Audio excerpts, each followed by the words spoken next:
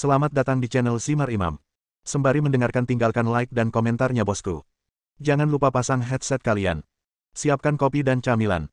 Lupakan pahitnya kehidupan. Mari kita dengarkan sambil rebahan. Tuan Tanah adalah dewa. Bab 373. Setelah menyewa mobil untuk mengirimkan lebih dari 20 potong batu mentah dan batu giok ke toko perhiasan milik grup Gu, hari sudah gelap. Qin Ming masuk ke dalam Ferrari yang menunggu di pinggir jalan. Tepat saat Xiao Yutong hendak menyetir, Qin Ming menghentikannya dan berkata, "Tunggu, sepertinya kamu lupa sesuatu." "Ada apa?" tanya Xiao Yutong. "Kita sepakat sebelum berjudi dengan batu bahwa kita harus menciumnya jika kalah. Bahkan jika kita menang 2 kali dari 3, kita tetap kalah. Kita tidak akan melupakan hal sepenting itu, kan?" Qin Ming mengingatkan sambil tersenyum. "Bo." Begitu kata-kata itu terucap, Xiao Yutong dengan cepat mencium pipi Qin Ming, dan berkata dengan acuh tak acuh, "Kupikir itu masalah besar, dan kau masih mengingatnya. Posisinya salah, seharusnya di sini." Qin Ming menunjuk bibirnya dan tersenyum jahat. "Dasar paman bau, jangan coba-coba. Cari tempat makan malam dulu, biar aku tunjukkan cara menipumu." Xiao Yutong berpura-pura galak dan menyalakan mesin mobil. Untuk makan malam, Xiao Yutong secara khusus menemukan restoran kelas atas dan memesan hidangan mahal seperti abalon, sirip hiu, dan sarang burung. Dia juga meminta sebotol anggur merah berkualitas. Makanan itu menghabiskan biaya hampir 20.000 yuan, dan dia akhirnya merasa puas. Tentu saja, hidangan ini tidak ada apa-apanya bagi seorang miliarder seperti Qin Ming, hanya sekadar santapan kecil. Meskipun Xiao Yutong memesan banyak hidangan, dia tidak makan banyak, dan sebagian besar hidangan itu masuk ke perut Qin Ming, jadi uangnya dihabiskan dengan baik. Setelah makan malam, waktu sudah menunjukkan lewat pukul 9 malam. Xiao Yutong sangat ingin pergi ke klub malam happy, tetapi Qin Ming tidak setuju.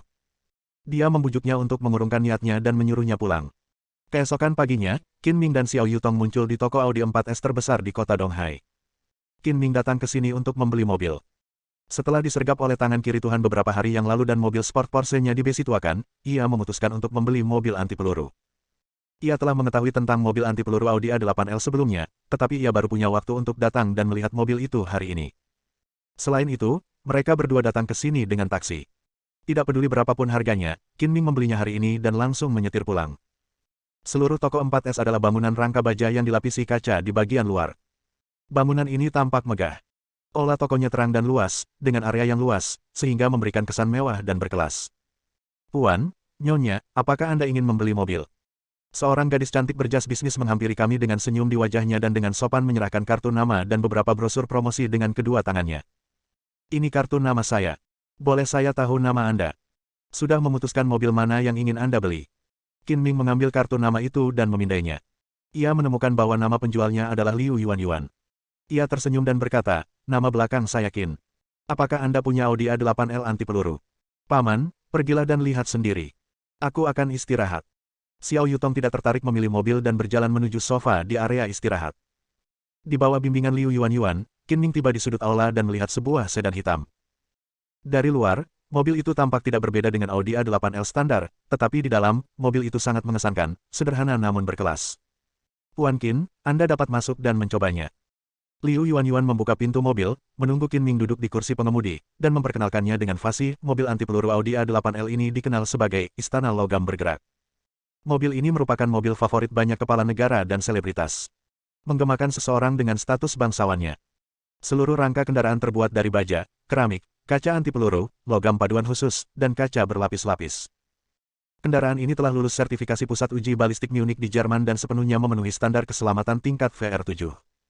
Jika Qin mengetahui standar perlindungan keselamatan model kendaraan, ia pasti tahu bahwa VR7 adalah standar tertinggi untuk kendaraan sipil. Kendaraan ini memiliki keselamatan kelas 1 dan kinerja anti peluru serta dapat menahan serangan seperti AK-47 dan granat. Jendelanya jauh lebih tebal daripada kendaraan biasa. Kaca depan menggunakan 4 lapis kaca anti peluru, dan keempat pintu serta jendela belakang menggunakan 6 lapis kaca anti peluru. Kaca depan juga dapat dinaikkan dan diturunkan, yang tidak dapat dilakukan oleh merek mobil lain. Selain performanya yang anti peluru, model ini juga dilengkapi dengan banyak teknologi canggih Audi, seperti sistem sinyal pengawalan konvoi, lampu peringatan berputar, sistem pemadam kebakaran, sistem ventilasi darurat, sistem evakuasi darurat, dan konfigurasi teknologi lainnya untuk menangani keadaan darurat. Mobil ini juga dilengkapi dengan sistem proteksi kebakaran dan sistem pasokan udara segar. Selain itu, ban model ini istimewa. Bahkan jika bannya benar-benar meletus, mobil ini masih dapat melaju sejauh 200 km dengan kecepatan 80 km per jam. Mendengarkan perkenalan Liu Yuanyuan, Qin Ming bertanya, berapa lama waktu yang dibutuhkan mobil ini untuk berakselerasi hingga 100 km per jam? Karena penambahan peralatan anti peluru, bodinya 2 kali lebih berat dari Audi A8L standar, waktu akselerasi dari 0 hingga 100 km per jam adalah 7,3 detik dan kecepatan maksimumnya 210 km per jam. Anda cukup ahli dalam bisnis Anda. Karena Anda sangat profesional, saya akan membeli mobil ini. Qin Ming berkata sambil tersenyum. Apakah kamu ingin membelinya? Liu Yuanyuan tercengang, mengira dia salah dengar.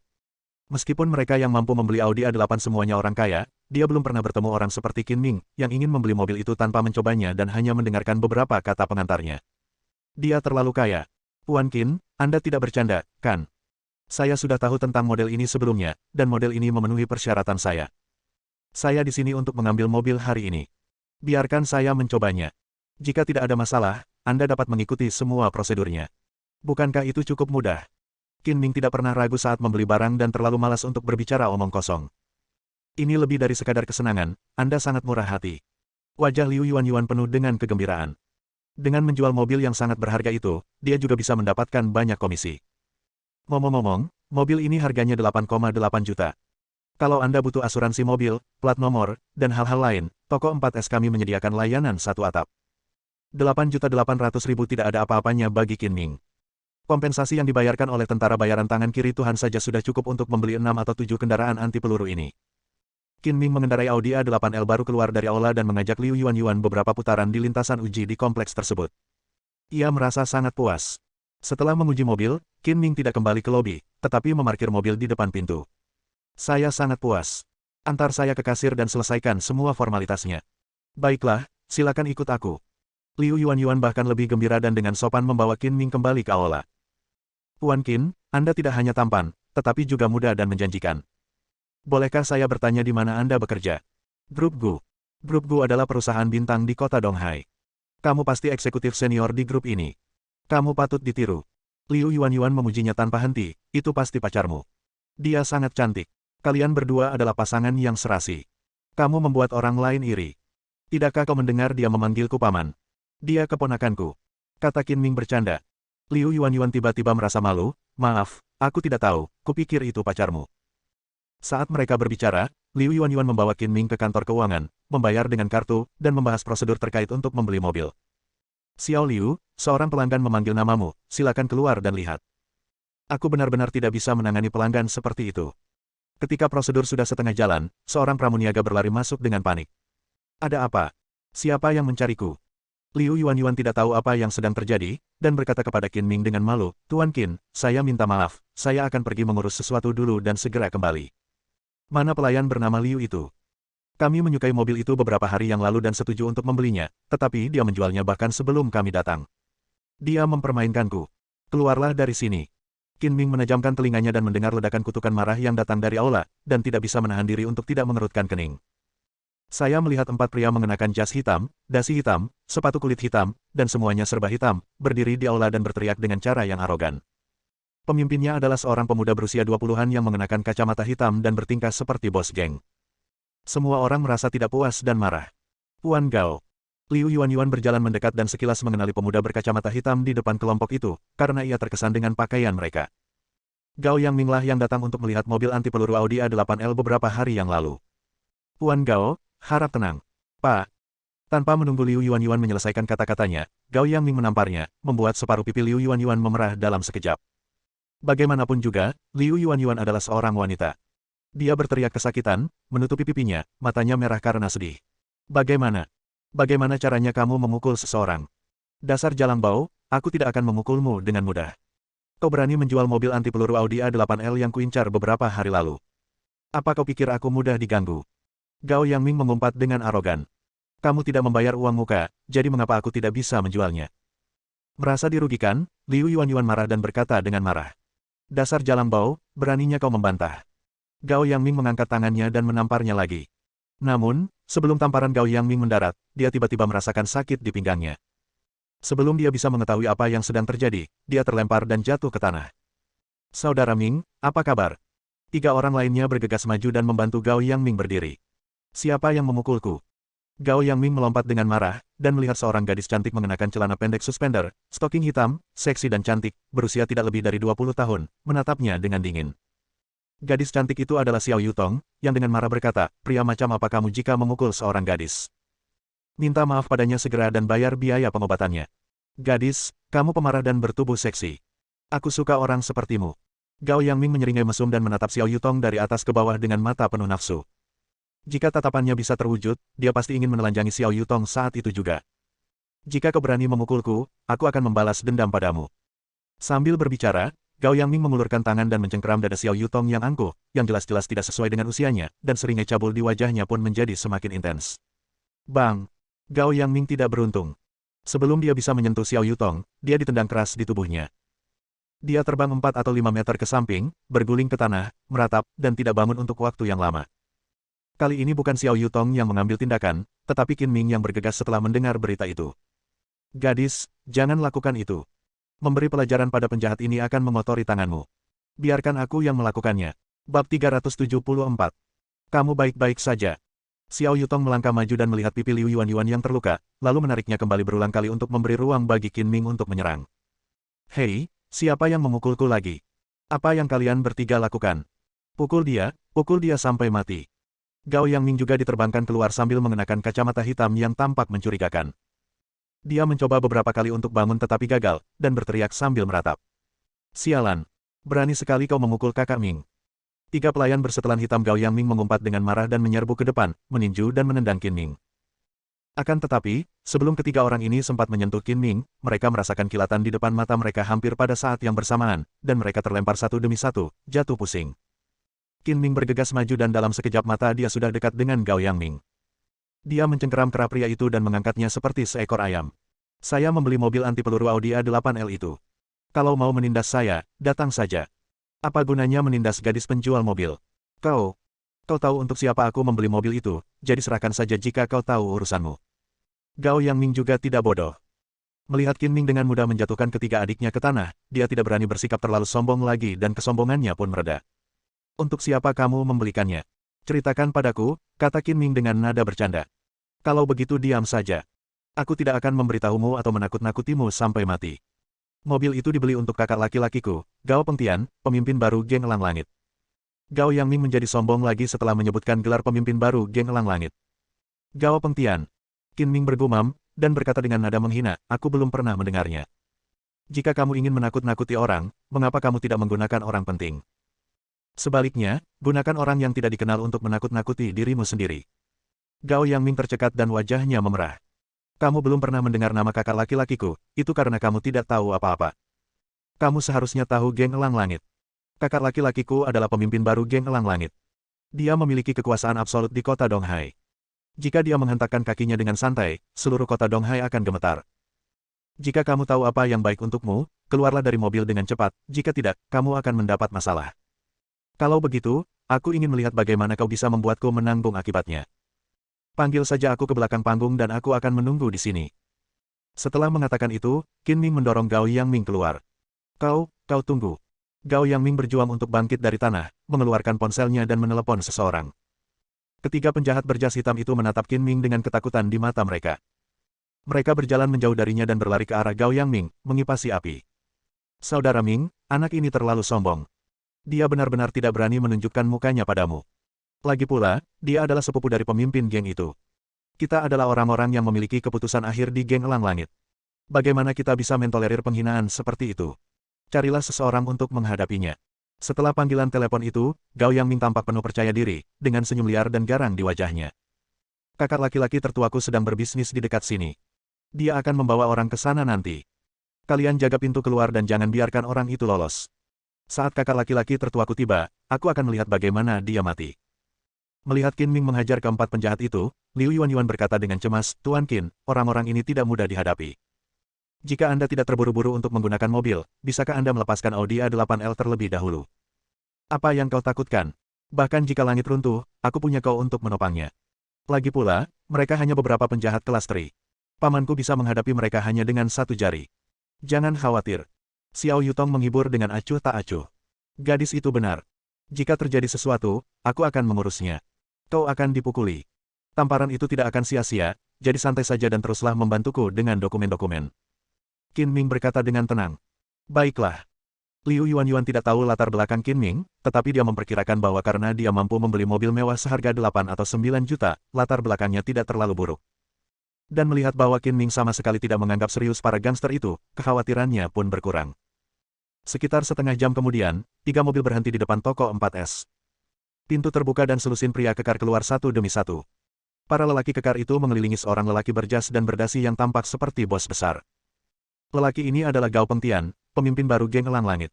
Setelah kematian San Xiong dan San Wu, mantan wakil pemimpin geng Elang Langit, Gao Pengtian, secara alami menjadi pemimpin baru. Pria ini tidak memiliki banyak ambisi dan tahu bahwa era pertempuran dan pembunuhan telah lama berlalu dan perdamaian adalah hal terpenting dalam segala hal. Dia bertekad untuk mengubah geng Elang Langit dari hitam menjadi putih. Setelah menjadi ketua geng, Gao Pengtian berpikir untuk membeli mobil mewah anti peluru, pertama untuk keselamatannya sendiri, dan kedua untuk menunjukkan statusnya. Tugas mencari dan membeli mobil diserahkan kepada sepupunya yang terpercaya, Gao Yangming. Kakak, kamu di sini. Bos, Anda sudah datang. Gao Yangming yang sedang jongkok di depan pintu sambil merokok, membuang puntung rokoknya, lalu berjalan menghampiri ketiga adiknya sambil tersenyum. Apa yang terjadi? Bukankah kamu sudah membayar uang muka untuk Audi A8L yang aku suka? Mengapa toko 4S menjualnya kepada orang lain? Gao Pengtian bertanya dengan suara berat. Semua ini salah si Jalang sombong yang menjual mobil di dealer 4S. Dia begitu sombongnya sehingga dia menjual mobil hanya untuk menjilat seorang pemuda.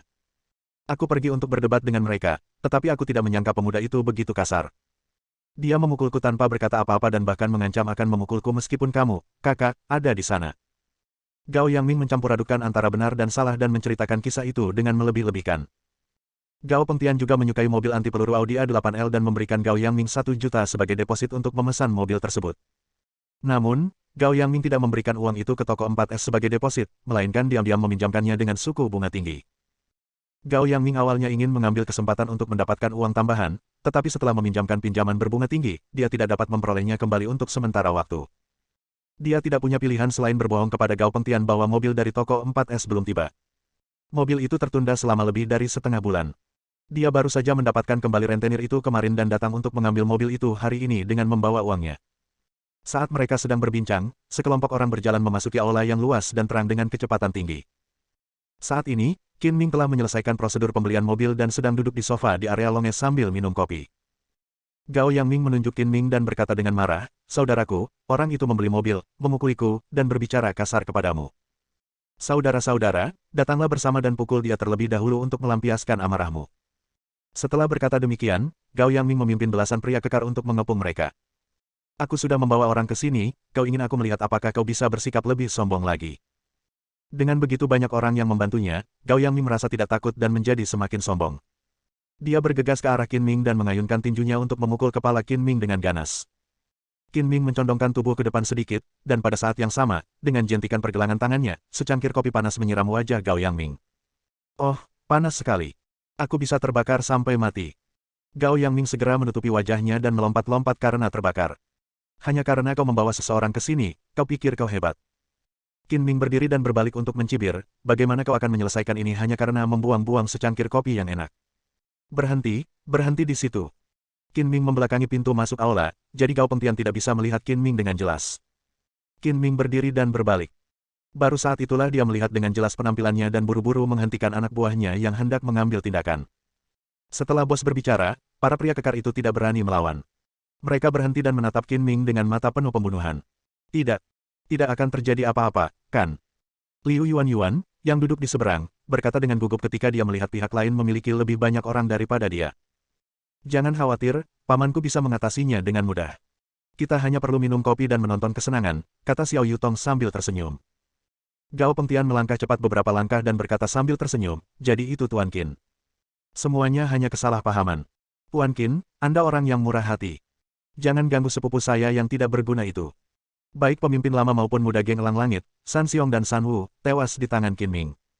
Gao Pengtian sangat takut pada Qin Ming dan dia tidak ingin berkonflik dengan Qin Ming. Dia menjadi pemimpin geng hanya beberapa hari sebelum dia mengikuti pemimpin lama. Setelah kematian San Xiong dan putranya, Gao Pengtian mengancam akan membalas dendam, tetapi dia tidak mengambil tindakan apapun. Dia bahkan diam-diam menemukan Qin Ming dan menunjukkan niat baik kepadanya tanpa memberi tahu bawahannya. Saudaraku, bajingan ini berani membakarku dengan kopi. Kau harus membalaskan dendamku. Gao Yangming menjerit kesakitan. Dia tidak mendengar dengan jelas apa yang dikatakan Gao Pengtian dan mengumpat dengan marah. Pak! Begitu Gao Yangming selesai berbicara, Gao Pengtian menamparkan wajahnya dan memarahinya. Dasar orang buta, beraninya kamu tidak menghormati Tuan Qin. Kamu tidak menginginkan kepalamu lagi, mengapa kamu tidak meminta maaf kepada Tuan Qin sekarang?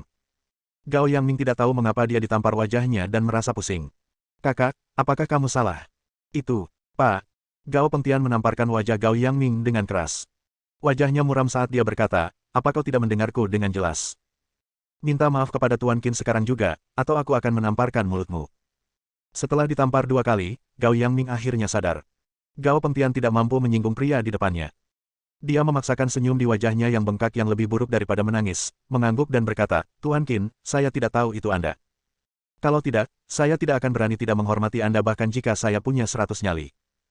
Tanpa menunggu Gao Yangming menyelesaikan perkataannya, Qin Ming melambaikan tangannya, menatap Liu Yuanyuan dan berkata, bukan aku yang harus kau minta maaf, tapi dia. Gao Yangming mengikuti arah tatapan Qin Ming dan mengangguk lagi, berkata, Nona Liu, saya minta maaf. Saya menyalahkan diri sendiri karena terlalu impulsif sebelumnya. Saya harap Anda akan bersabar jika saya mengecewakan Anda. Saya dengan tulus meminta maaf kepada Anda. Mohon maafkan saya kali ini. Tidak apa-apa. Karena ini salah paham, lupakan saja. Liu Yuanyuan tidak menyangka Qin Ming akan memiliki wajah sebesar itu. Pihak lain memiliki banyak orang dan datang dengan cara yang mengancam. Namun, ketika dia melihat Qin Ming, dia seperti tikus yang melihat kucing. Dia tidak bisa tidak bertanya-tanya identitas dan latar belakang seperti apa yang dimiliki Tuan Qin ini. Tuan Qin, apakah Anda puas dengan permintaan maafku? Kesombongan Gao Yangming sebelumnya menghilang dan dia bertindak seperti seorang cucu. Permintaan maaf secara lisan saja sudah cukup. Apakah tamparan Nona Liu sia-sia? Kata Qin Ming dengan suara berat. Pak. Gao Yangming ragu sejenak, menggertakkan giginya dan menamparkan dirinya sendiri 4 kali berturut-turut, menggerutu dalam hati, jika aku tahu ini akan terjadi, mengapa aku memprovokasi orang ini? Aku benar-benar menembak kakiku sendiri. Saya buta dan menyinggung Tuan Qin dan Nona Liu. Saya pantas dipukul. Setelah dipukuli, Gao Yangming mengeluarkan lebih dari 1000 yuan uang tunai dari tubuhnya dan menaruhnya di atas meja kopi. Ini semua uang tunai yang kumiliki, jadi aku akan mentraktir kalian berdua kopi. Bersambung.